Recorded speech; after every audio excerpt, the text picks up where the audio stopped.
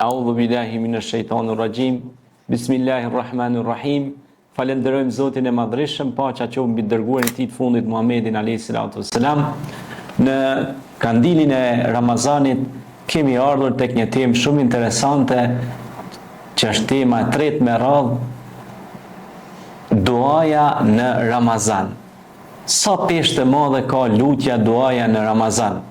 Sigurisht që e ka peshën shumë të madhe dhe e ka rëndësinë jashtëzakonisht të madhe. Sepse ne kur bëjmë hat me Kur'anin, që lexojmë komplet Kur'anin, në shumë faqe pra ne hasim lutje të ndryshme, lutje për prindrit, lutje për familjen, lutje për evladet, lutje për shëndet, e kështu me radhë. Zoti i Madhreshëm ka thënë Bismillahirrahmanirrahim: "Wa idha sa'alaka ibadi anni fa inni qarib, ujibu da'wata ad-da'i idha da'an, falyastajibu li wal yu'minu bi la'allahum yarshudun." E kur robërit e mi të pyesin ty për mua, unë jam afër i përgjigjem lutjes, kur lutsi me lutet, pra për të qenë ata drejt të udhëzuar, le të më përgjigjen ata mua dhe le të më besojnë mua. Pra, Zoti thotë unë jam karib, jam shumë afër lutësit kur më lutet mua.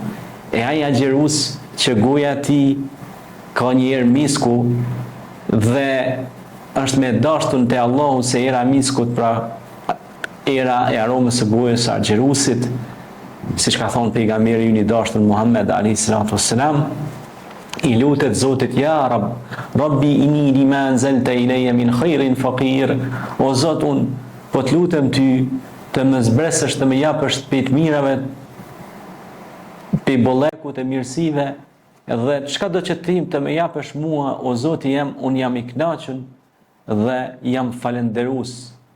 Siç tha dhe pejgamberi alayhis salatu wassalam: "E felem ekuna abdan shakura." A nuk duhet jem unë pe atyre falënderuesve, goj ëmbli i dashtun i Zotit Muhammed Mustafa alayhis salatu wassalam, që sot në këtë moment që unë jam duke majtë këtë ligjërat, miliona, mos të miliarda goje përmendin emrin Muhammed Rasulullah. Muhamedi është i dërguar i Zotit.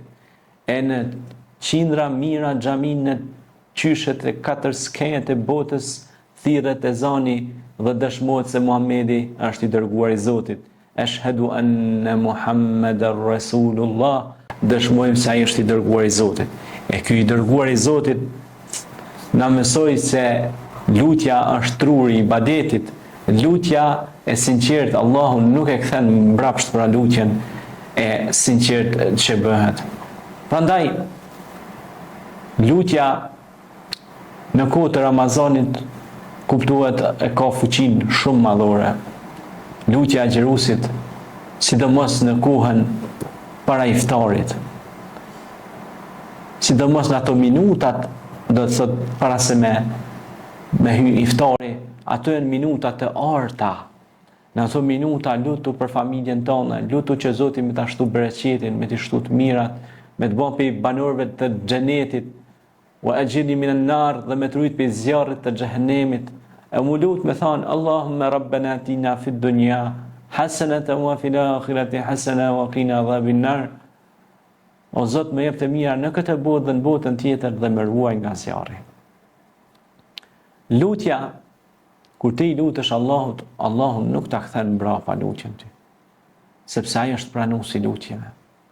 Ndoshta ti e ke bën një lutje para 5 vjetë, 10 vjetë, ndoshta ti e ke harru, po Allahu nuk harron. Allahu nuk harron. Ndoshta ti mendon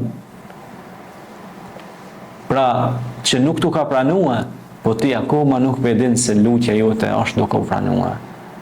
Ti e ke bën një lutje ndoshta para 3 vjetë, para 1 viti, para 10 vjetë, Allahu sot ta ka pranuar dhe je duke i korr frytet e 20 vjetë të lutjeve tua që ke bën.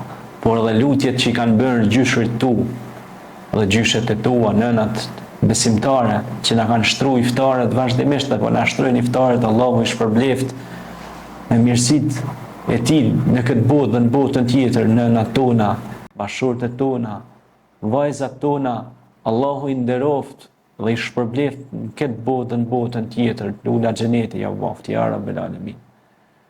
Për shërbimin që bajnë, për bukën, se ku ka më të mirë se buka e nanës, elhamdulillah. Prandaj ne lutemi për prindrit tonë që Allahu t'i begatoj me mirësi, e ai që si ka prindrit, Allahu ja voft për banorëve të xhenetit. Prandaj Zoti tha, lutmuni mua se unë ju përgjigjem. Ud'uni fastajib lakum. Lutmuni mua se unë ju përgjigjem. E ku ka më mirë se sa të lutesh në muajin e madhnishëm të Ramazanit, që është muaj shahru Ramadan alladhi unzila fihi al-Quran, është muaj në cilin ka zbrit Kurani, është muaj në cilin ndodhet një natë që është khairun min alfi shahr, më e vlefshme se 1000 muaj, jo 1000 muaj, po më shumë se 1000 muaj, ka përcen edhe limitet dhe nuk ka limit fare, shkon në infinit shpërblimi. Allahu ekber wa lillahi alhamd. Sa i dashtun është Allahu ndaj krijesave në sipërfaqen e tokës. Ja u zbret shiun, ju nxjerr burimin nga nën toka dhe e marrin oksigjenin dhe jetojnë, ne frymojnë në barkushet e tyre dhe në mushkrit e tyre, dhe ata pra jetojnë të lumtur duke madhëruar krijuesin që i ka krijuar njerëzit, por edhe tokën, por edhe gjallësat dhe krijesat që na rrethojnë. Dhe kur të thirresh për të agjëruar, lutja pastaj pason pas agjërimit, pra ne lutemi për iftar. O Allah, na prano këtë iftar, o Allah, na prano këtë vepër të mirë. U shua jetja, u lagën damarët, u fitua shpërblimi me lejen e Allahut biidhnillahi taala, dhe ne kemi bërë një sakrificë ditore, sepse tërë jeta njeriu të sakrificë nuk arrit asgjë lehtë siç mendojnë ca njerëz. Duhet të sakrifikosh që të arrish. Sikur nana që e mon fëmijën në bark, ajo sakrifikon me jetën e vet, me gjithçka që ta sjell në këtë botë atë fëmijë, pastaj sakrifikon ta edukoj, t'i jep shkollimin, punon gjithë jetën, bëhet kurbani joti nana, që ti mu bo dikushi dhe pastaj si a jep ti shpërblimin nanës, kur një lutje për ta se ban, kur një dhurat nuk ja ke marrë. Në këtë muaj të Ramazanit është koha ideale që t'i japësh dhurata nënës, babës, që të lutesh për ta, që t'ju buzëqeshësh atyre, sepse buzëqeshja është sadaka, është dhurat, është mirësi, është bekim.